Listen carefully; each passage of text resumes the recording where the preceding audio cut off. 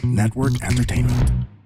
Pag ginawa nila ay araw-araw, sa totoo lang, mag-resign ka na. It might be a joke, pero it's a bad joke. Oh, Randy, it is a bad joke. Ito kung ginagawa nilang biro sa'yo, hinihirit-hiritan ka ng mga kaopisina mo, it's time for you to update your LinkedIn profile, your CV, kasi baka pinaparinggan ka na mag-resign ng mga kaopisina mo.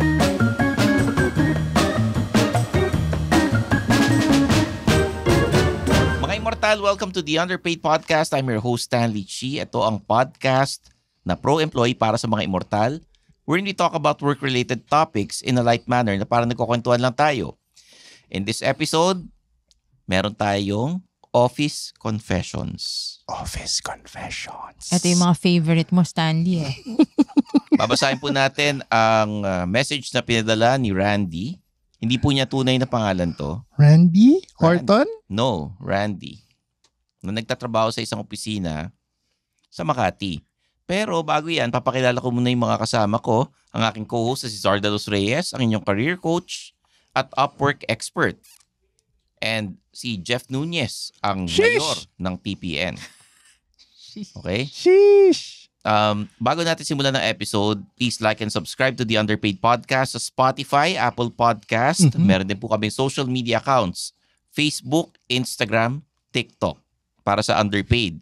Meron kaming Discord group and Facebook group. At ako naman, personal na social media accounts ko at Stanley Chi. Hanapin niyo po sa lahat. Facebook, Instagram, TikTok, YouTube.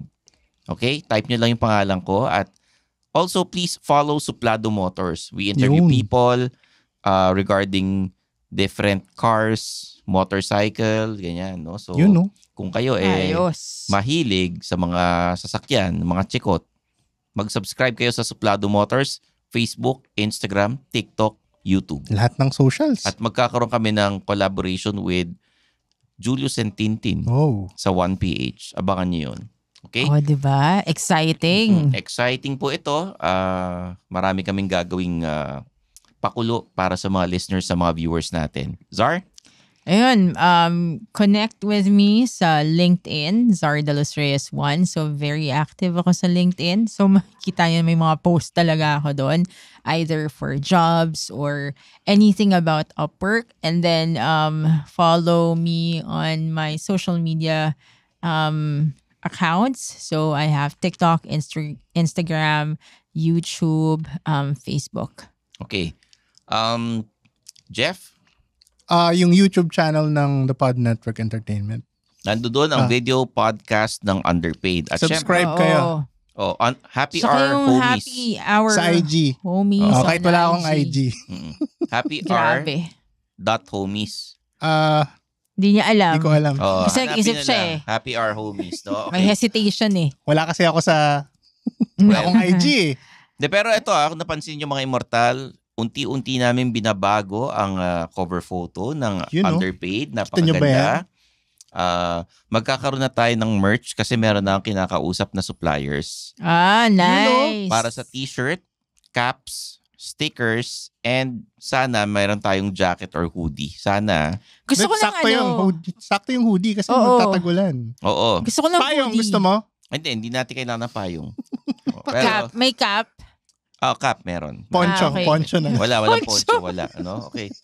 So, sa mga Immortal dyan, yung napakaliit na bagay para sa inyo na pag-click ng subscribe, malaking bagay po sa amin yan. So, please, subscribe to the Underpaid Podcast. Leave a comment, rate the podcast, sagutin nyo yung poll question namin at i-share nyo. Pwede nyo i-share to sa mga kaopisina nyo, sa mga kaibigan nyo. Pagkalat nyo. Uy, mag-comment kayo dun sa sa Spotify. Kasi namimiss ko makabasa ng mga comments, di ba? Saka dun sa Discord. Hindi, okay lang. Dun sa YouTube. YouTube at saka Spotify. Mag-comment kayo. Oo. Dun kayo mag-suggest. Actually. Ito, mga Immortal, ang message na pinadala ni Randy ng Makati.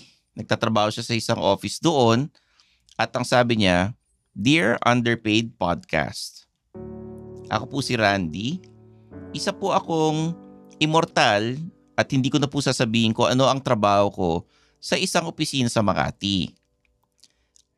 Ngayon, very casual lang po kami roon. Minsan, nagbibiruan, nagkukwentuhan, pero pag trabaho, trabaho. Wala po akong reklamo sa mga kasama ko. Minsan, may nagkakapikunan, pero naiayos naman at the end of the day. Pero medyo na-off po ako sa isang hinirit sa akin ng aking boss or immediate supervisor. No. Superior niya. Dahil hiniritan siya na papalitan siya sa opisina. Sakit naman nun. Ng pabiro. At nakita ito ng mga kaopisina niya. Nako. Hindi lang sa opisina, kundi pati sa GC. Ang tanong po niya is, mga immortal, no? Ang tanong po niya, Papa Stan, Czar, and Happy Hour homies, dapat ko bang seryosohin yung mga biro ni boss at ng mga kaopisina ko sa akin? Kasi kung minsan, parang may laman na. At kung hindi ko po kailangan ng trabaho, matagal na po akong umalis sa opisinang yun kung may pagkabalat sibuyas ako. Yeah. Tama po ba na ngumiti lang ako at let it slide, or kausapin ko si boss, ang HR at ang mga kaopisina ko tungkol dito? Sana po matulungan nyo ako at aantayin ko rin po ang reaksyon ng mga listeners ng Underpaid. Nagmamahal na immortal, Randy. Randy ng Makati. Randy ng Babaero Makati. ba yan? Hindi. I mean, gets ko yun Oo. I mean, I'm so proud. Mm-mm. Nagets ko kaagad. Like, hindi ako nag-isip. Mm-mm. Okay, diba? Sa mga hindi nakaintindi nun, bata pa kayo, kanta po yan ni Randy Santiago na Babaero. Yeah. Pakinggan nyo, magandang kanta. Okay, Czar, eto listener natin ng Underpaid na si Randy. I think this is an HR issue. Kung siseryosohin niya, ano ba mapapayo mo? Ako kasi, so it was done in a joking manner. Like, joke talaga siya. Joke na palitan na natin si Randy, ganyan. First, that's a bad joke. 'Di ba? Lalo na, kunwari, breadwinner ka, tas lolokohin ka ng ganyan. And the only reason why you're still there in the company is because kailangan mo yung trabaho. So, wala siyang choice, 'di ba? Yes. Kung di tiisin yung joke na yan. So, I do understand kung bakit siya nagagalit o masama loob dun sa mga coworkers niya, kahit joke lang yun. Yun ang sasabihin ng mga tao joke lang yun Pero minsan di mo alam kung ano nangyayari dun sa tao breadwinner ba siya? May mga pinagdadaanan ba siya sa buhay? Kaya medyo it's a little sensitive. Siguro para dun sa mga nag-joke sa kanya, parang joke lang naman Di ka naman mabiro diba? Yun ang usual ang sinasabi, diba? So there's a couple of ways to manage it na hindi pupunta sa HR. I think the first step is really to talk to those who made the joke about it. Kasi it's all about communication. Baka akala nila okay lang. Nakikipagbiruan kaya siya dun sa mga office mates niya? Yun ang tanong Kasi ganun rin ba siya magbiro? Kaya ganun rin sila magbiro? I don't think nasasabihin niya kay boss na, boss, papalitan ka na namin. Oo. I don't think nasasabihin I don't na think yun, so diba? too. Oo. Because it's a power, power dynamic yan Yung Pero boss, overall, it's a bad joke. Oo. Yun for sure, it's a bad joke. If it's a joke, it's a bad joke. But then, may mga tao na minsan ganun talaga magbiro dahil feeling nila okay lang. So, kausapin mo muna yung mga office mates mo. Kausapin mo muna yung mga colleagues mo. And just be open to them about what you're feeling para maiwasan rin na mag-joke ng ganun. And then, kung nag-react sila negatively, then sila na talaga may problema. Alright. Welcome to the Halo Halo Show. We're on a quest to save Manila traffic from boredom. Quest? What are you, Frodo? Shh, I'm trying to tell them about our podcast. on a quest to save Manila traffic from boredom. Yeah, I'm bored. Can you do better? Okay. Welcome to the most awesome podcast in the whole universe. Maybe not the universe. Listen to the Halo Halo Show, where we talk about what's trending in the Philippines, among other things. Yeah, we talk about our lives, make fun of each other, and we really will save you from boredom. Yeah, it's our quest! Grab your swords! And your headphones. Listen to the Halo Halo Show. Stream it on all your favorite podcast platforms. Okay. Tito Jeff, ikaw, kasi si Czar, from HR point of view. hindi lang HR, upper management perspective yung kay Czar. Ikaw, mayor ka ng TPN. Lagi ka nandito, alam mo kung ano nangyayari. Sino mga nagpupunta rito. Hindi magbubukas ng TPN kung wala ka. Siyempre. Diba? Totoo. Totoo naman yun. Literally. Ako'y taga-pindot ng button. Oo, di ba? Kung halimbawang biniro ka ng boss mo ng ganyan, anong mararamdaman mo? Siguro ako mapapaisip din ako eh. Kumbaga, ba't mo ako bibiruin ng ganun? Kumbaga, ano ba to? Sinasabi mo ba sa akin to na pabiro pero may laman o biro lang, di ba? Oo. Siguro masaklap dun kay Randy. Parang alam pa nung office mates niya eh. Sa GC ba sinabi? Well, baka sa opisina at sa GC, baka ganun siya hiritan ng kanyang boss. Parang off. Kasi pag ganun parang pinapahiya ka na nung boss mo sa harap ng mga katrabaho niya eh. So, kumbaga, siguro, ma-advise ko lang din, kausapin niya siguro yung boss niya. Well, not many people are that straightforward. I mean, ipaalam niya lang yung nararamdaman niya. Kumbaga, parang sabihin mo na parang na-offend ka, ganun. Ang mahirap dyan kasi yung boss niya yun eh, no? Oo boss yun niya yung conversation eh. No, yun yung mahirap na part doon. Kaya nga, iba kasing mga boss nagpa-power trip din minsan. Uy, alam mo ba, na ginawa ko yan. And I mean, hindi ako ginoke, pero may sinabi yung boss ko na very, well, meron siyang violent reaction about something. Alam mo ba na kinausap ko? Tungkol doon sa violent reaction niya. And alam mo ba? Ano naging reaction nangyari? niya? Parang sana hindi ko na lang kinausap to. Bakit? Kasi parang sinabi niya dun sa buong team eh. As in dun sa broader team. Pero hindi niya sinabi pangalan ko. Sinabi lang niya, hindi siya nagparinig. Sinabi lang niya na may nakipag-usap sa kanya na parang hindi sang-ayon dun sa way kung paano siya mag-react. Okay.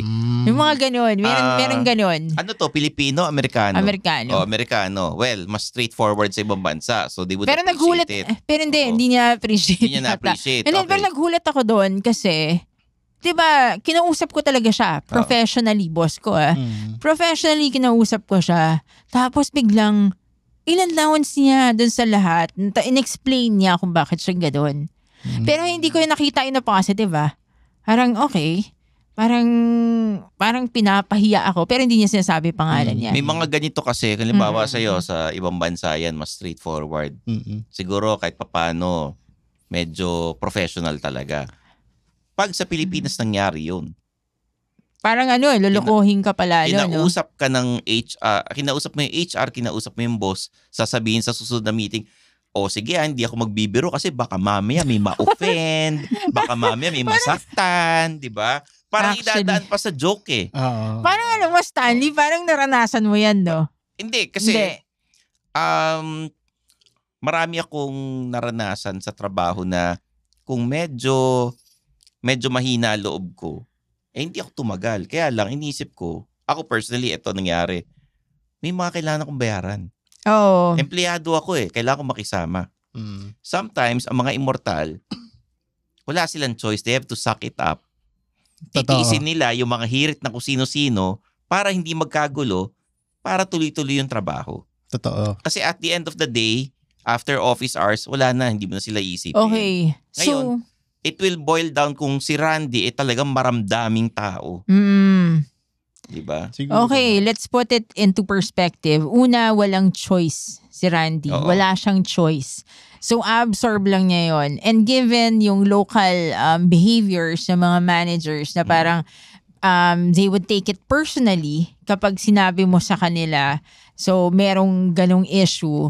Then, parang, yun nga, yung titiisin na lang niya yun. So, ganito lang isipin ni Randy. Kung wala kang choice at saka overall wala kang magagawa dyan, sa ilang taon na nagtrabaho ka dyan sa company na yan, ilang beses sila nagbiro ng ganyan. Kung once lang, sasabihin natin 3 years, for example, or 4 years, pabayaan mo na. Ganun na lang. Parang move on ka na lang. Oo. Let it go, sabi nga ni Ana. Kasi baka biro lang talaga. Pag ginawa nila ay araw-araw, sa totoo lang, mag-resign ka na. It might be a joke, pero it's a bad joke. Oo, Randy, it is a bad joke. Ito kung ginagawa nilang biro sa'yo, hinihirit-hiritan ka ng mga kaopisina mo, it's time for you to update your LinkedIn profile, your CV, kasi baka pinaparinggan ka na mag-resign ng mga kaopisina mo. Pero also, reevaluate yourself rin. Kasi hindi naman natin kilala si Randy talaga. Reevaluate yourself din. Bakit ka hinihiritan ng ganyan? Baka naman sumasablay ka sa trabaho. Baka may mga No, baka naman kasi medyo kasi ako sa totoo lang, hindi ako gaganyanin. Sa totoo lang, hindi ako gaganyanin. Alam mo bakit? Boss ka eh. No. I mean, even if rank and file ako, hindi ako gaganyanin. Alam mo bakit? Confrontational ako eh. So pag ginanyan mo ako, babarahin talaga kita. So medyo may ugali akong ganon. Alam mo naman yung Stanley, di ba? So, ang problema kasi, I would be assertive about it. Ang problema kasi, sanay ka to talk with foreigners. Kasi kaya ganun yung mentality ko. Pinoy setting ito eh. Pinoy setting. Nagtatrabaho sa Makati, biniro ng boss na papalitan siya. That's very Pinoy na joke eh. Ikaw, sorry, ano mo na ba yun? Nagbiro ka sa subordinate mo na papalitan mo siya? Dahil na nga, iniisip ko. Nagbiro siya na. Okay. Meron akong bad joke recently. So, itong team member, alam naman niya eh. Itong team member ko, nagkamali yata. Akala niya South America, Portugal. Kasi meron certain labor laws. Tumatawa. May certain labor laws sa mga country. So, biniro ko. Ito, biro talaga. Biniro ko. Ito, di nga niya alam na na Portugal nasa South America. So, sabi niya, talagang nilalaglag mo ko Ginanon na ako. Tapos parang na-feel ko na sumama loob niya ng konti. Same as basta meron pang isa. Meron pang isa. Ano sinabi mo? Get out of my sight. Hindi. Naalala ko. You get out of my... Diba? Hindi gago. Cut yun. Cut yun. Sa GC lang pala natin pinag-uusapan yun. Sira ulo ka. Cut po yun Iniisip ko lang yun. Pero kahapon. I-edit nyo na lang. I-ano nyo na, takpan nyo na. Get out of my sight. Get out of my sight. Anyway. Okay. Bad joke pa. Yung kay Jasper nung 2 weeks ago yata. Ano yung ginoke mo? May sinabi ako. Na? Okay. Kaya pala siya wala ngayon dito. So nagtatampo si Jasper? Hindi siya nagtatampo. Pero sasabi ko lang, bad joke. Ano nga yun? Parang sinabi ko tungkol sa motor. Diba ito sa, dun sa caption ng Suplada Motors. Parang sabi ko, ito si Jasper pero hindi marunong mag-spell ng lang brand ng motor. Gawin ako na pa-joke na na parang na-realize ko, okay, dapat di ko ginoke yun. Kaya wala siya ngayon sa episode Kaya wala siya nagtatampo Hindi, joke yan Pero yun nga, may ganun ako minsan na nagjo-joke ako ng ganun na tapos after, iniisip ko, okay, offensive yun kasi parang ina-underestimate ko yung intellect nila, ganun. So, pero yun nga, at least ako, may self-awareness. Nag-apologize ka na ba kay Jasper? Oo nga. Hindi naman siya humihingi. So pagkakataon mo na public apology. Hindi nga niya. Baka nga nakalimutan na niya yun Hindi, pero ito anyway. This is a reminder sa upper management, magbiro. mid-management. Okay lang magbiro, pero sana Wag naman yung ganon. Sana hindi maapektuhan yung kabuhayan ng tao. Kasi you don't want to wish it to anyone Oo. Nagtatrabaho. Pare-pare tayo nagtatrabaho, sumisweldo, pero pagka may power ka, alam mo may power ka na magtanggal ng tao, sana, wag tayo magbibiro ng ganon, okay? Oo, medyo actually masakit talaga yun Yung bibiruin mo about their source of income. Kaya nga si Zar, tinanong ko, dahil upper management, and si Jeff, na mayor ng TPN. I never joke about Oo. firing someone. So, kapag inisip ko yun, seryoso ako doon. So, I never joke about firing someone. I never joke about their salary, how high or how little it is. Those are things that you never joke about talaga. Ano pa yung mga hindi binibiro? Yung mga bagong gising siguro.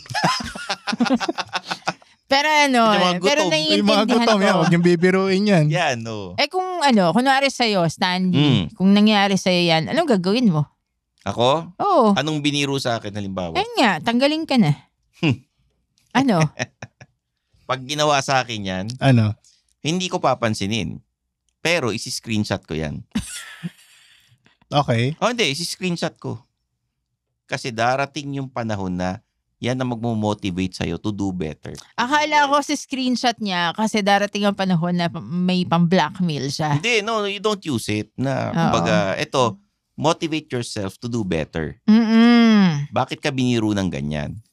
Actually, pwede din yan. Magandang point din yun na bakit ka nga binibiro. Bakit ka biniro ng ganyan? Baka kasi talagang underperforming ka. Oo. So, you improve yourself. So, yun nga, reevaluate yourself din. Ano ba yung dahilan kung bakit ka binibiro ng ganyan? Baka kasi ganyan ang lakas mo rin mga asar.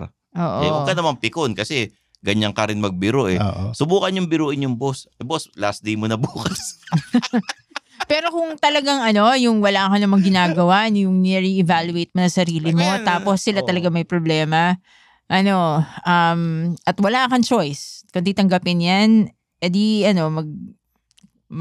tigisin mo ng konti, pero at the same time, maghanap ka na ng ibang trabaho.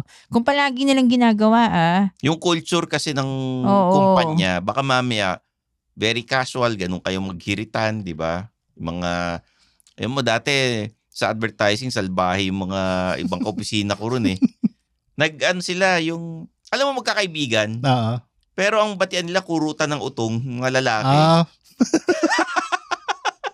Meron kaming May ganun May ganun Sakit naman nun. May ganun mga guys Siyempre mga lalaki lang, ganun. Pero, I don't think okay pa siya gawin ngayon.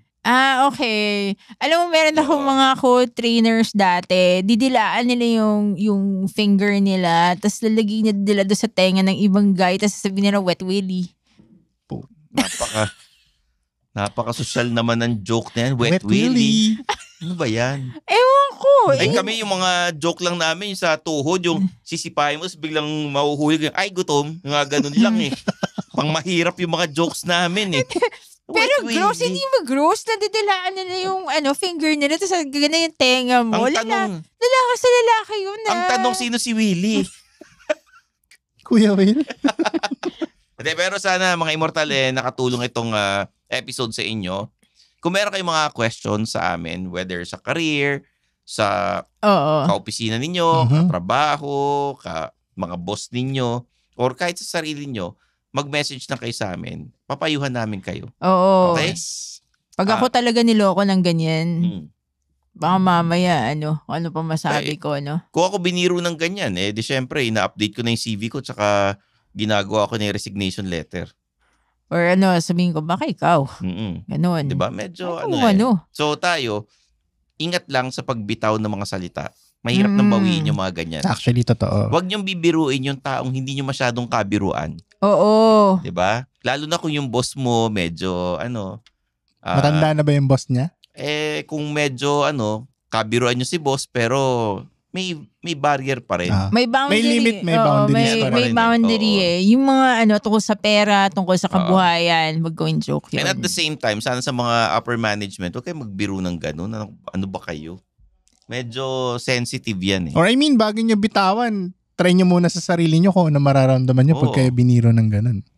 Biruin ka ng ng pinaka-boss. Bawasan kaya natin sweldo mo ng 20%. I mean, illegal naman yun. Ano yung mararamdaman mo? Diba? Diba? Oh, so, yan. There you have it, guys, for Zar de los Reyes, Jeff Nunez, ang mayor ng TPN. Sheesh! Sana nakatulong itong Office Confessions Jasper, episode bumalik ka na. Oh.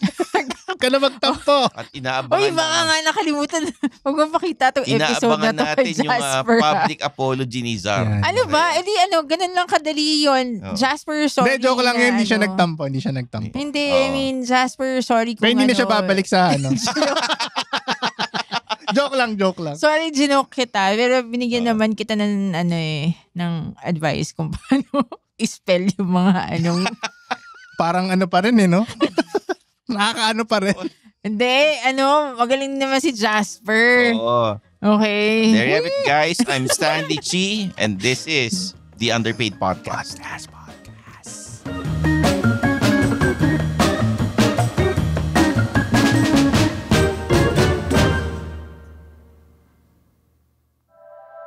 The opinions of podcast creators, hosts, and guests are not necessarily reflective of the official stance of the Pod Network Entertainment, its hosts, or other network programs. The content created by the people behind the podcast is personal and not meant to harm any religion, ethnicity, group, organization, company, or individual.